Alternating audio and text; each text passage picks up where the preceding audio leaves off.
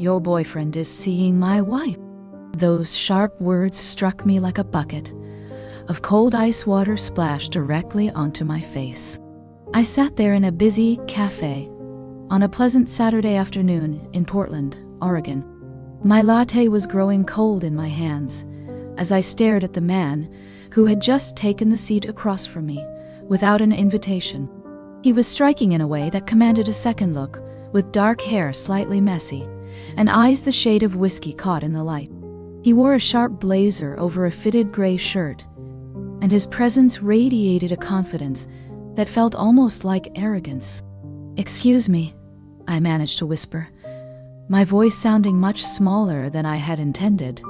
He leaned back in the wooden chair, examining my face with an expression that mixed amusement with something far more cynical. I said, "Your boyfriend, the man you have been with for 3 years now, has been sleeping with my wife for about 8 months, give or take." I opened my mouth to say something, to defend Bennett, or to do anything, but the words would not come. The cafe hummed around us, with the rhythmic sounds of espresso machines and the light chatter, completely unaware that my entire world had just been upended. "How do you even know who I am?" I finally asked, because it felt like the safest question to ask first, not the one that actually mattered. "I have been following them," he said simply, his voice steady and devoid of any pity.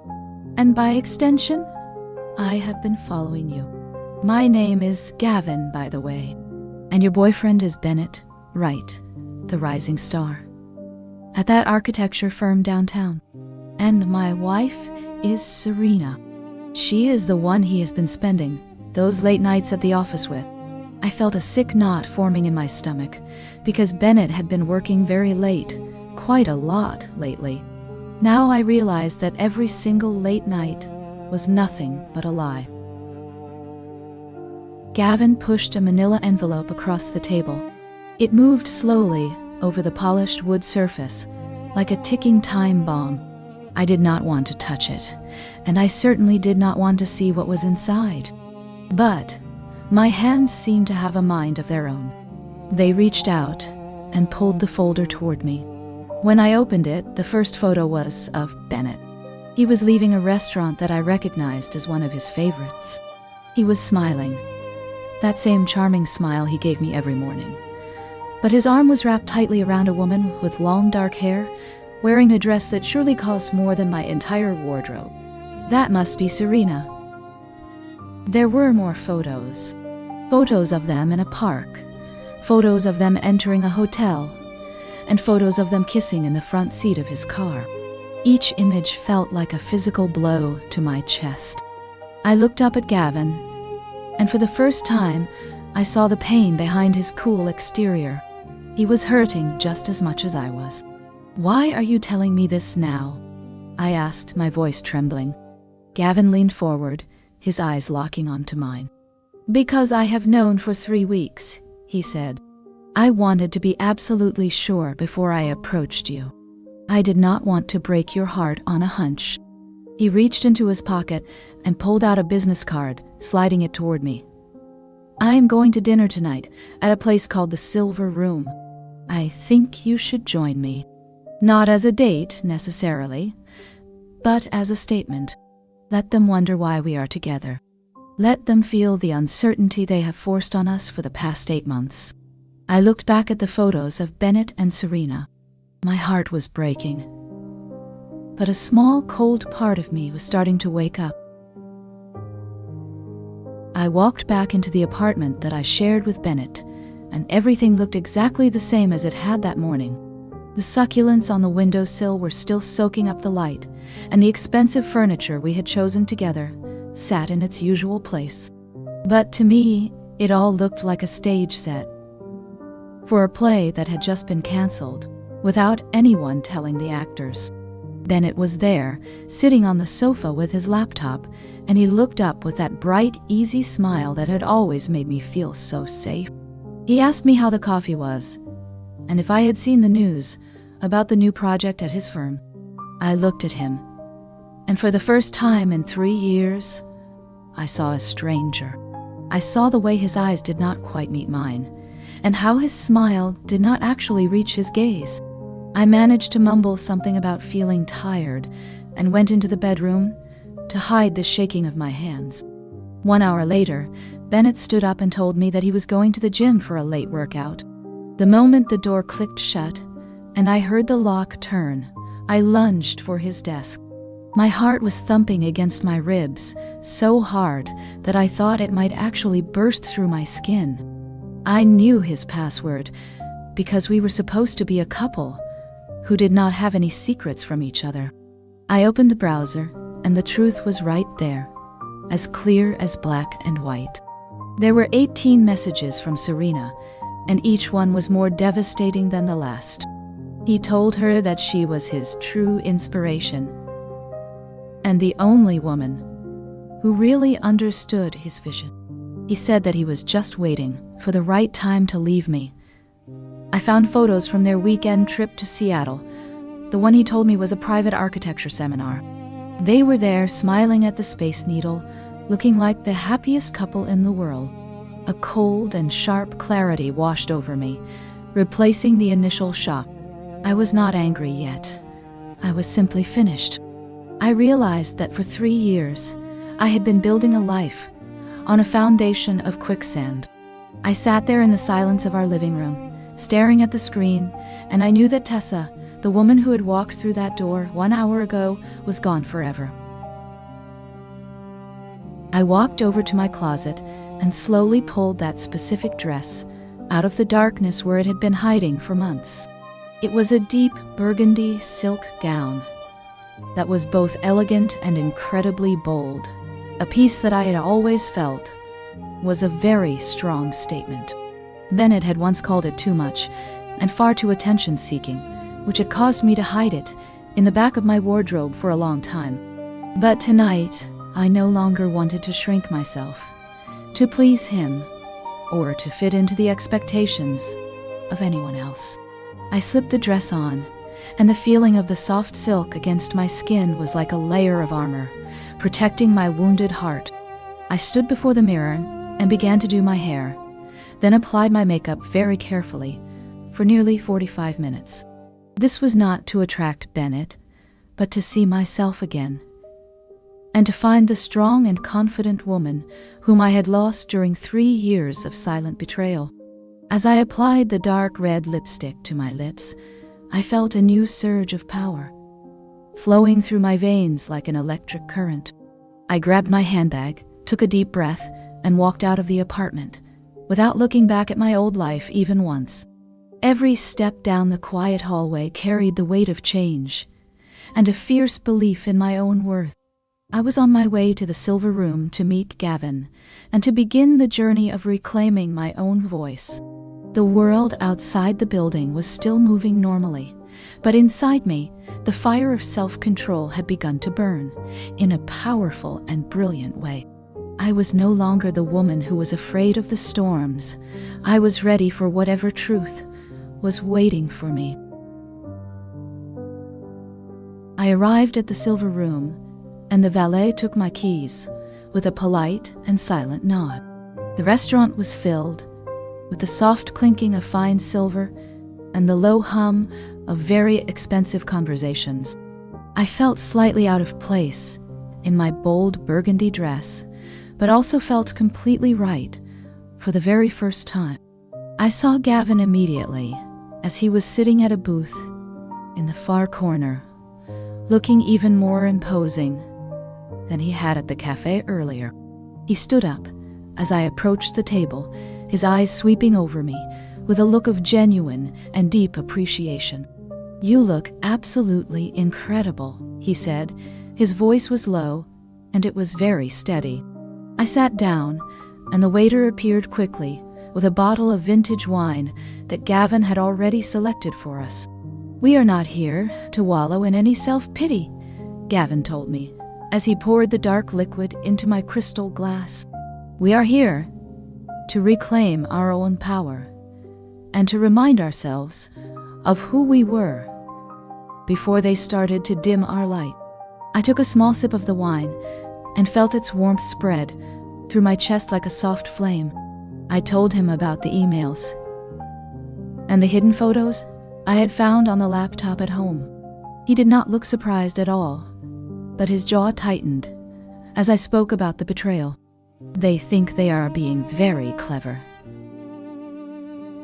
he said, "but they are just being incredibly selfish.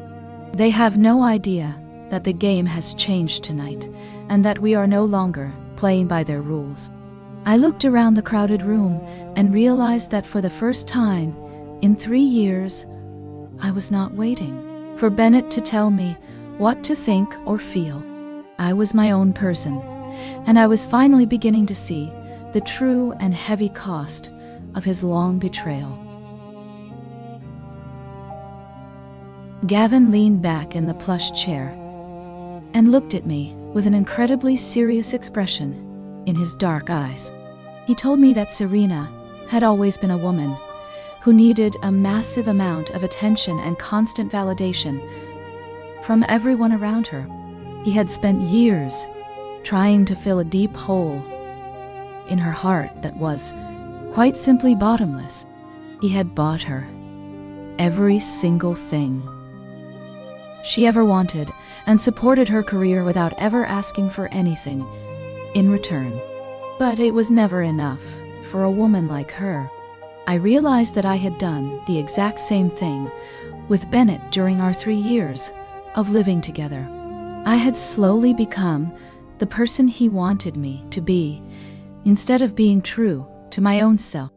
I had stopped wearing my favorite bright clothes and stopped seeing my oldest and best friends just to make him feel more comfortable. We were both nothing more than the supporting characters in our own lives, while our partners took the center stage. Gavin said that they were not even particularly good at hiding their secret affair from us. They were sloppy and incredibly arrogant, because they truly thought we would never dare to look for the truth. He had seen them together at a public park 3 weeks ago, and that was exactly why he decided to start his own private investigation. He did not want a messy and loud divorce.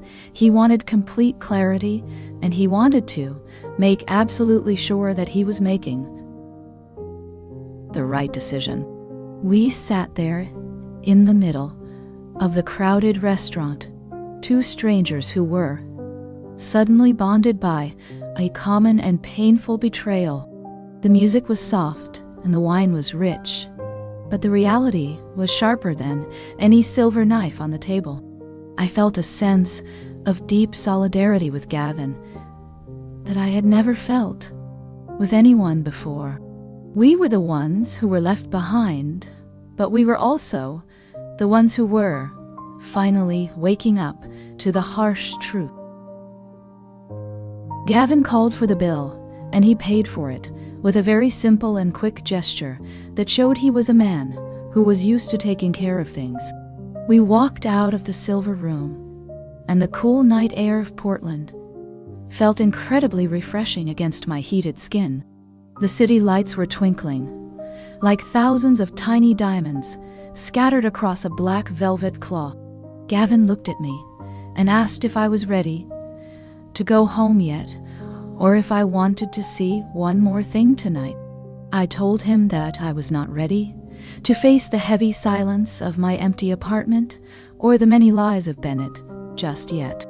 He nodded slowly, and we walked together for about 15 minutes until we reached a small and very discreet door tucked away in a quiet alleyway. There was no bright sign, but I could hear the faint and soulful sound of a lonely saxophone drifting through the cracks in the wood. This is a place where people go to lose themselves, or to find something they have lost, Gavin whispered softly as he opened the heavy door for me. We stepped inside, and the air was thick with the smell of old wood and expensive tobacco and the smooth rhythm of a jazz quartet. We found a small table tucked away in the shadows and ordered 2 more drinks as we let the music wash over our tired souls. I felt a sense of peace that I had not felt in a very long time, and I realized that I was finally starting to breathe again. We did not talk for a long time. We just sat there and listened to the music, letting the harsh reality of our situation sink into our bones. It was a strange and beautiful moment of shared silence between two people who had just had their entire worlds shattered into 1,000 tiny pieces. I looked at Gavin and saw that he was also lost in his own thoughts, and for the first time I did not feel alone in my deep pain. I thought about how Bennett would probably be surprised to see me here, sitting in a dark jazz club with a man he did not know. He thought he knew everything about me, but he was very wrong, and I was finally starting to feel alive again in a way that I never thought possible. Gavin looked at me across the small table with a look that was both weary and very wise as the jazz music played on. He said that Bennett and Serena were not just having a secret affair, but they were searching for something else entirely. They were looking for a version of themselves that was much easier to manage and much easier to control. Bennett wanted a woman who would never challenge his ideas or his ego, and Serena wanted a man who would always worship her beauty. We were far too complicated for them, Gavin whispered, his voice barely audible over the soulful sound of the saxophone. I felt a cold chill run down my spine, because I knew he was exactly right in every single way. I had spent 3 long years being the perfect and supportive girlfriend for a man who did not really deserve me. I had edited my own personality to fit into the small and empty gaps of his very busy life. I had slowly become a shadow of the vibrant woman I used to be, just to keep him comfortable. They are both incredibly shallow people, Gavin continued, as he took a slow and deliberate sip of his dark drink. They do not want real depth. They only want a mirror that reflects their own perceived greatness back at them. We sat there in the dark club as the realization of our own worth finally began to take root in our hearts. I realized that Bennett had never really seen me. He had only seen what I could do for him. He had taken my love and my time and used it to build his own successful and shiny career. And Serena had done the same to a good and honest man like Gavin. We were the anchors that allowed them to float, while they were busy betraying our collective trust. But the anchors had finally been cut loose, and we were beginning to drift toward a much better and brighter shore. Gavin leaned in closer, and his voice dropped to a conspiratorial whisper that made the hair on my arms stand up. He told me that the greatest mistake most people make in this situation is seeking a grand confrontation. They want to scream and cry and throw things, hoping to see a flicker of remorse in the eyes of the person who betrayed them. But people like Bennett and Serena, they thrive on that drama because it allows them to feel important. It gives them a chance to justify their actions by pointing at your anger and calling you the unstable one. My wife is a narcissist, Gavin added quietly, and she loves the power she has over people. Do not give him that satisfaction, Tessa, Gavin said, his eyes burning with a cold and steady intensity.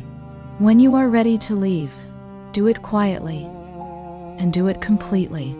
Move your things out while he is at the office and change your phone number before he even realizes you are gone.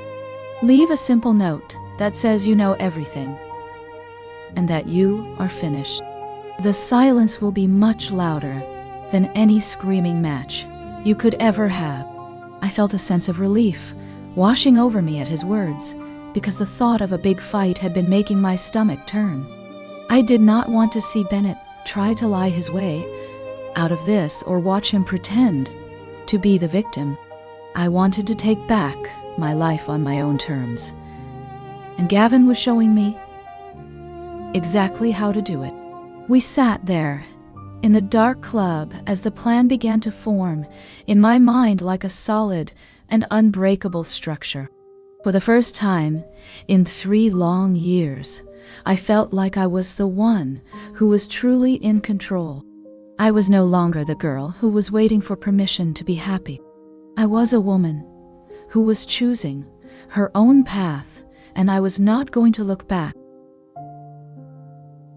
I walked back into our apartment at 2 in the morning, and the silence felt heavy with the weight of every lie Bennett had ever told me. He was fast asleep on the sofa, with the television glowing, casting a cold and flickering blue light across his peaceful face. For the first time in 3 years, I looked at him, and I did not feel that familiar wave of affection or warmth. I only felt a profound and hollow sense of pity for a man who had traded a real life for a cheap and temporary thrill. I went into the bedroom and sat on the edge of the bed, in the dark, listening to the sound of his breathing. I realized that Gavin was right, and that a grand confrontation would only serve to feed his ego. I spent the next 48 hours moving through our shared life like a ghost who was already halfway out the door. I began to pack my most important things into small boxes while he was away at his firm during the day. I took my jewelry and the old journals of my grandmother and the books that I had brought into this house 3 years ago. Each item I moved felt like I was reclaiming a small piece of my soul that had been buried under his expectations. I called a local moving company and arranged for a truck to arrive on Thursday morning, which was the day he had his weekly 3-hour meeting. I also visited the bank and opened a new account in my name only, making sure that my future was finally secure and independent. The next morning, Bennett made me coffee and acted as if everything was perfectly normal in our small and fractured world. He talked about a new client and a bridge design, but all I could see were the lies dancing behind his eyes. I smiled and I nodded, playing the part of a supportive partner one last time with a skill that actually surprised me. I realized then that once you see the truth, you can never unsee it, and his charm had completely lost all of its power over me. I was counting down the hours and the minutes until I could finally be free of this heavy burden. Every time he touched my shoulder, I had to resist the urge to flinch away from his dishonest hands. I was becoming a master of my own destiny, and the silence of my plan was the most powerful weapon I had ever held.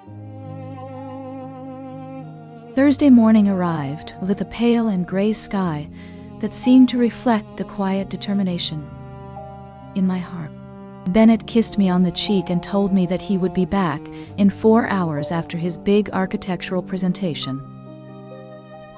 I watched him walk to the elevator, and as soon as the doors closed, I felt the adrenaline surge through my entire body.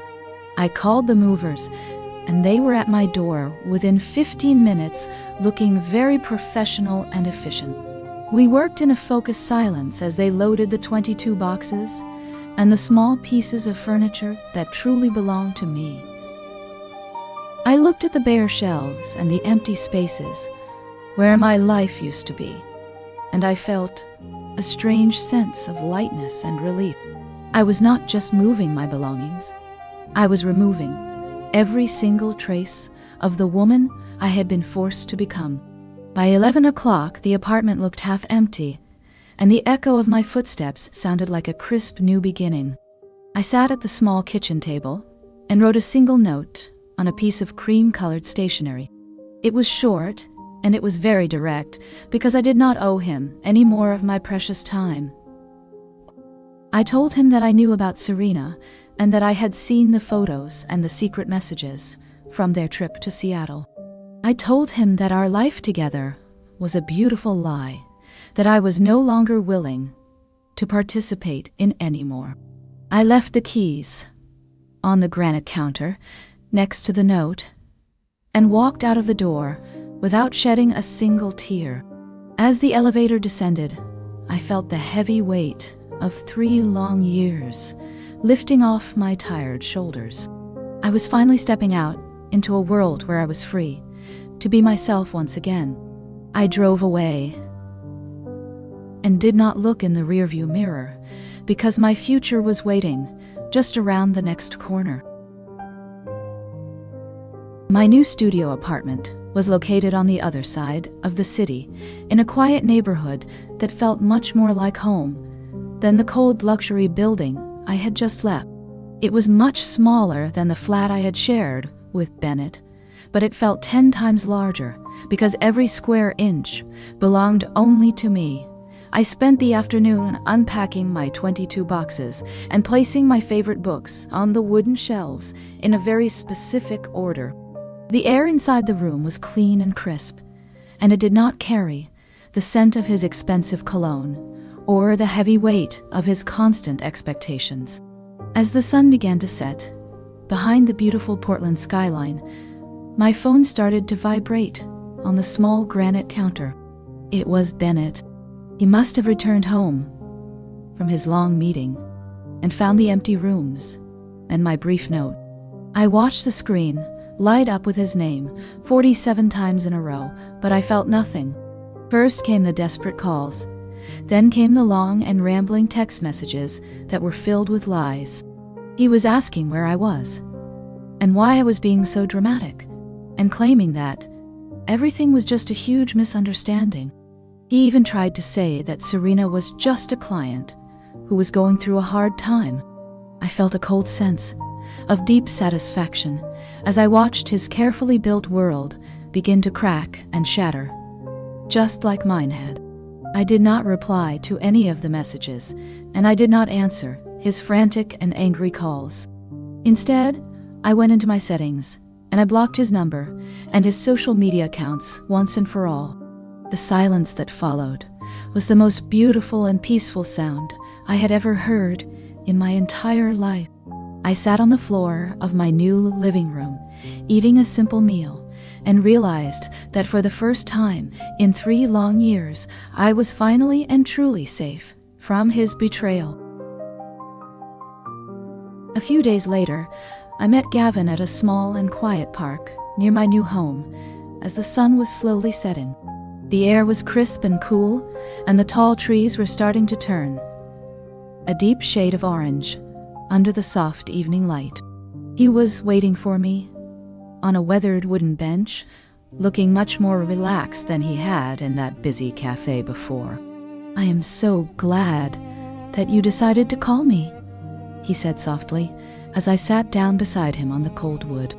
I told him about the 22 boxes and the single note and the 47 missed calls that I had finally blocked. He laughed quietly, but it was a kind and warm sound, not a cruel one, that made me feel very deeply understood. "You are much stronger than I ever gave you credit for, Tessa," he whispered, while looking into my eyes with genuine respect. We talked for over 2 hours about the many plans we had once shelved, and the dreams that were finally starting to wake up again. He told me that Serena had tried to blame him for her own betrayal, but he had already filed all of the legal papers. We were both starting over from nothing. But for the first time, we were not afraid of the deep and dark unknown. I realized that my world had not actually ended when I walked out of that door. It had only just begun to truly and beautifully expand. We were no longer the quiet and supporting characters in someone else's drama. We were now the brave authors of our own new lives. I looked at the city lights, and I felt a sense of peace that was far more powerful than any of the anger I had left behind me. Gavin reached out, and he squeezed my hand with a firm and steady grip that felt like a promise of real friendship. We were the survivors of a very cold storm, and we were finally walking toward the warmth of a brand new day. 6 months have passed since that life-changing afternoon in the cafe, and I am sitting on the balcony of my new studio looking out at the city. The rain is falling softly, in a quiet and steady rhythm, against the glass, which feels incredibly peaceful to me now. I have spent this time rebuilding the many pieces of myself that I had so carelessly given away to Bennett for 3 years.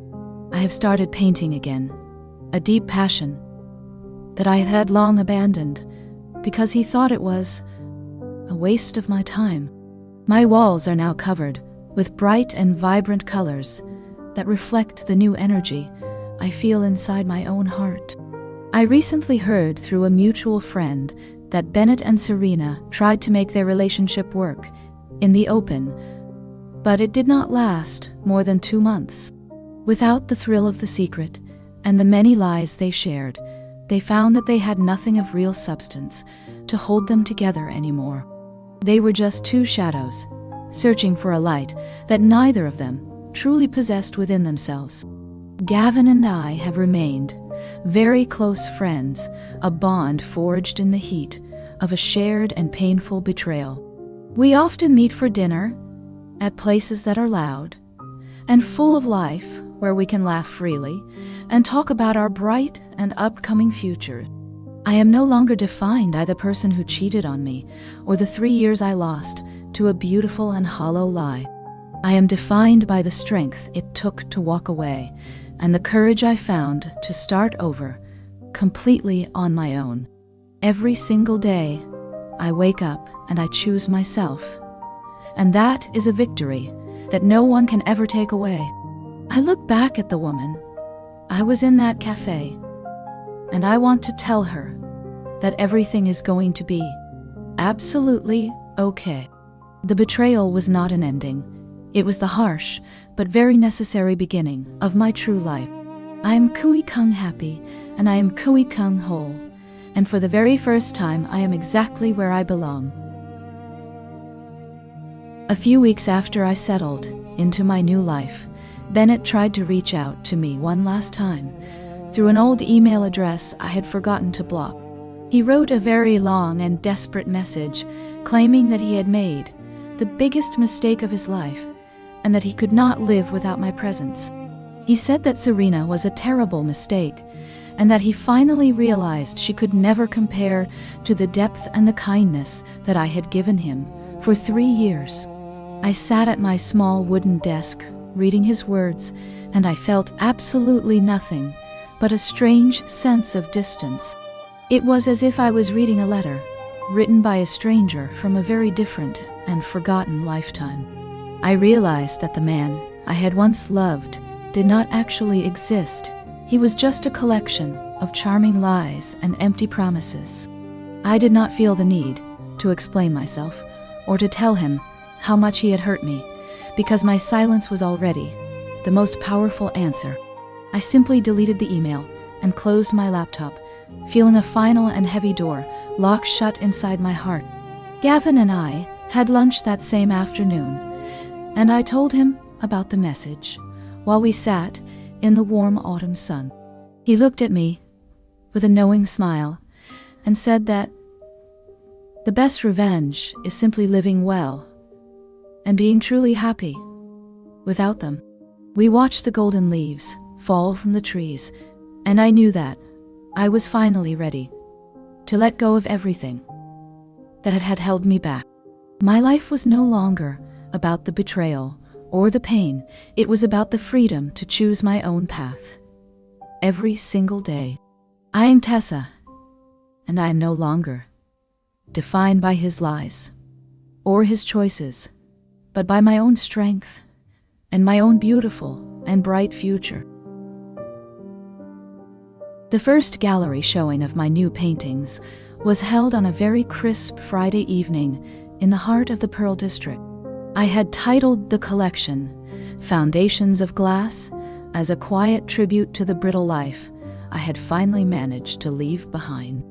As I stood in the center of the brightly lit room, wearing a simple white dress, I felt a strange sense of calm confidence. The walls were filled with the vivid colors and bold textures that had been trapped inside me for over 3 long years. I watched as total strangers paused in front of my work and whispered to each other about the deep emotion they saw in every brushstroke. It was a very powerful feeling to be truly seen and understood for who I am, and not just for the role I played in someone else's life. Gavin arrived early, carrying a beautiful bouquet of sunflowers that seemed to capture all the warmth of the setting sun. He walked through the gallery, looking at each painting with a quiet and thoughtful intensity that always made me feel respected.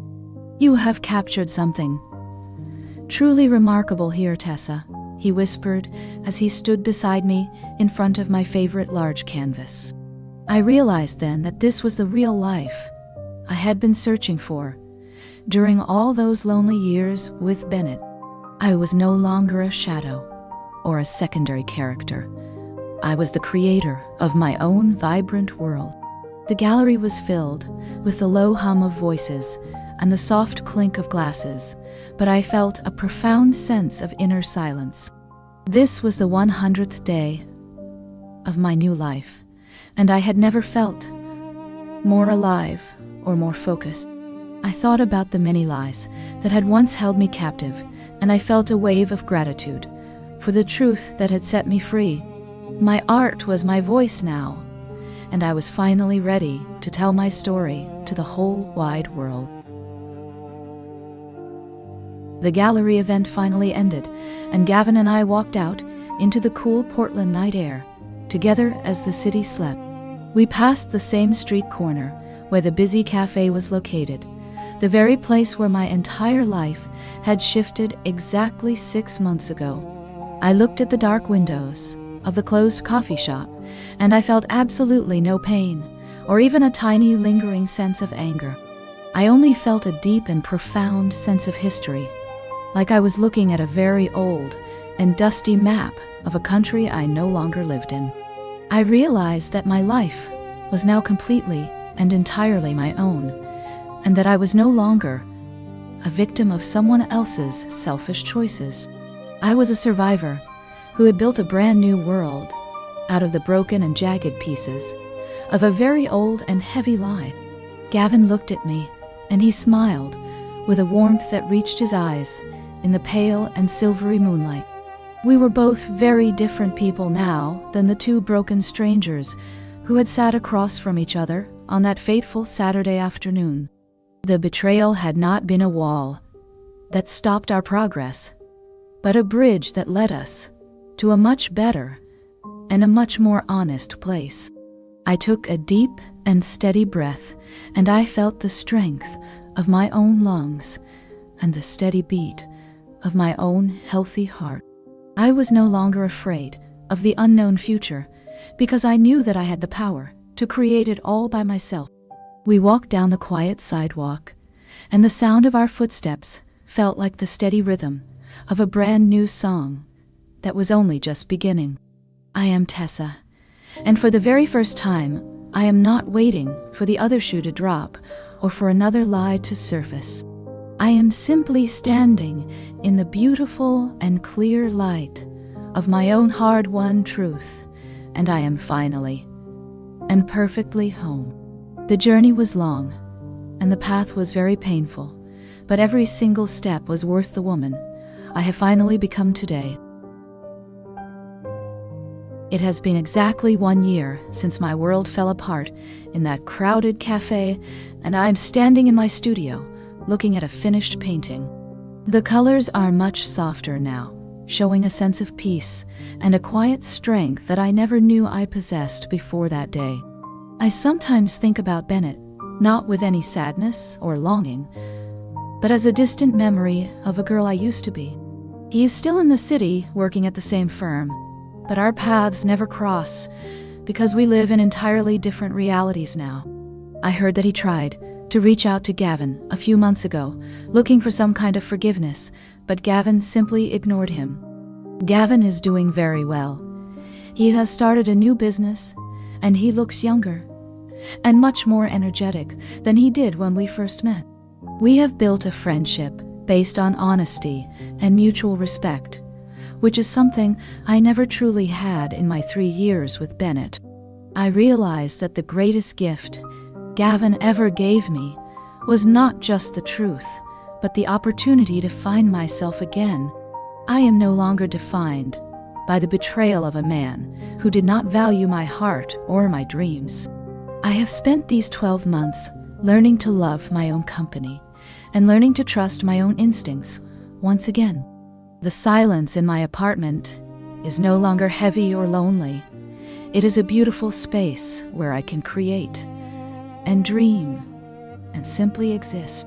I am Tessa, a woman who survived a storm and found a much brighter sun on the other side of the clouds. Every brushstroke on my canvas is a testament to my freedom, and every breath I take is full of hope for the future. I am finally happy, and I am finally whole, and I know that the best parts of my story are still waiting to be written. I look at the clock and realize it is time to meet Gavin for our weekly walk through the park. Life is simple now, and it is honest, and it is exactly the way it was always meant to be. We walked through the lush paths of Washington Park, and the air was filled with the scent of pine and fresh rain, which felt like a cleansing of the past. Gavin was walking beside me, his hands tucked into his jacket pockets, and he seemed at peace with the world around him. We did not need to talk about the betrayal or the lies anymore, because we had already processed those dark chapters of our lives. Instead, we talked about the upcoming season and the new gallery show. I was preparing for the month of May. It had been 400 days since that cold Saturday in the cafe, and my life had transformed into something I actually recognized. I had sold 18 paintings last month, and each one represented a part of my journey toward this new state of being. I realized that my voice, which had been silenced for 3 years, was now louder and clearer than it had ever been. We found a bench near the rose garden and sat down to watch the clouds moving across the bright and vast sky. Gavin mentioned that he had seen Serena from a distance at the grocery store, but he had felt absolutely nothing, not even a flicker of old resentment. They were like ghosts from a movie we had seen a long time ago, and their power over us had completely dissolved into the mist. I felt a surge of gratitude for the man sitting next to me, because he had been the catalyst for this beautiful and honest freedom. We were no longer tied to the shallow expectations of people who did not know how to love us. We were whole, and we were independent, and we were finally ready to embrace whatever the future had in store for us today. The world felt wide and full of endless possibilities, and I was excited to see where my brush and my heart would lead me next. We stood up to continue our walk as the evening sun began to set, casting long and golden shadows across the green and quiet grass. As the sun dipped below the horizon and the sky turned into a deep shade of purple, I realized that I had finally reached a place where the past could no longer touch my spirit. It had been exactly 450 days since that fateful afternoon in the cafe in Portland, and my life was now a vibrant masterpiece of my own creation. I looked at Gavin, and I saw a man who had also transformed his deep pain into a source of quiet and very steady strength. We stood at the edge of the hill overlooking the city, with its lights beginning to twinkle like a vast sea of fallen stars. I thought about the girl who used to wait by the window for a man who was busy, betraying her every single day. I felt a deep sense of genuine compassion for her former and smaller self. She did not know back then that her greatest tragedy would actually become her greatest blessing and her most powerful teacher. I am no longer defined by the many lies that Bennett told, or the nights I spent crying into my pillow in the dark. I am defined by the way I rose and the way I painted my way back into the warm light of the real world. Gavin reached out and gently touched my arm while pointing toward a distant bridge that was glowing with a bright golden light. "That is where we are going," he said with a smile. And I knew he was talking about more than just a physical destination. We were moving toward a future that was built on the solid ground of truth and mutual respect. I felt a cool breeze brush against my face, and I closed my eyes to savor the absolute purity of this single moment. I am Tessa, and I am finally the hero of my own long and beautiful story. The betrayal was just a chapter, but the rest of the book is mine to write with joy and with a very brave heart. I am finally happy. I am finally whole. And for the first time, I am exactly where I belong. It has been exactly 18 months since my life changed forever in that busy cafe in Portland. I am now standing in front of my own studio window, watching the summer sun slowly dip below the hills.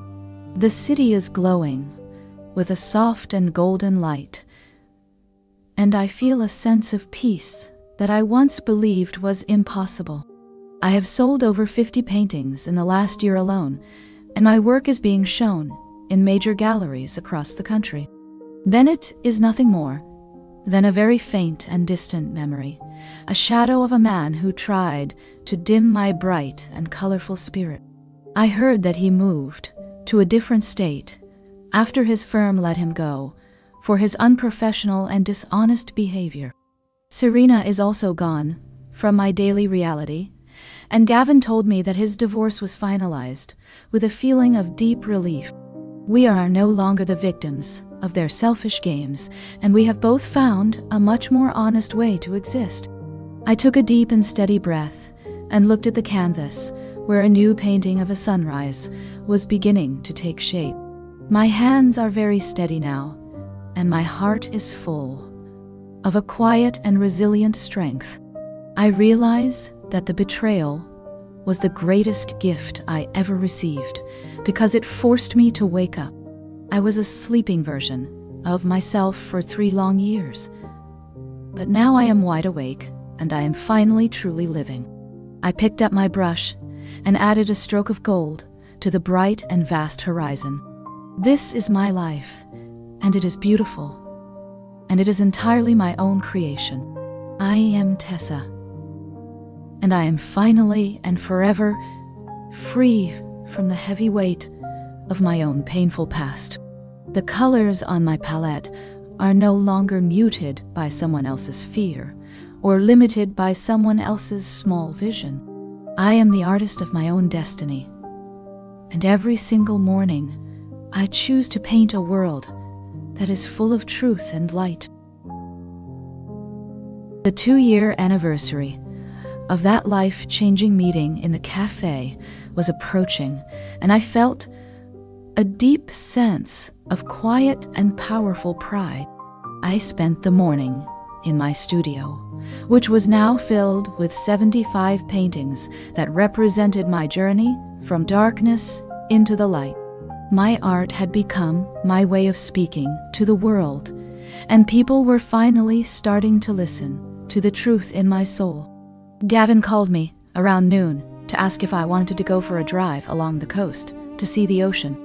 I said yes immediately because the sound of the waves always reminded me of how small our problems really are in the grand scheme. We drove for hours with the windows down and the salty breeze blowing through our hair while we talked about our plans for the future. He told me that his new business was thriving and that he had never felt more at peace with his own life. I looked at the vast and blue horizon, and I realized that I no longer felt any connection to the person I used to be. Bennett was a ghost from a very old and very sad story that had finally reached its end. I was the author of a brand new book, and every page was full of color and hope and absolute freedom. We stopped at a small and quiet overlook to watch the sun begin its slow descent into the deep water.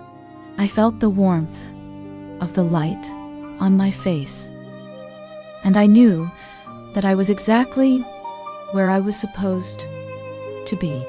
My heart was full, and my mind was clear, and I was finally and truly the master of my own fate. The air was cool, and the world was vast, and I felt a deep sense of gratitude for every single step that had led me to this beautiful moment of pure and honest clarity. It was time to leave the past exactly where it belonged and to step into the bright and unknown morning of my new life.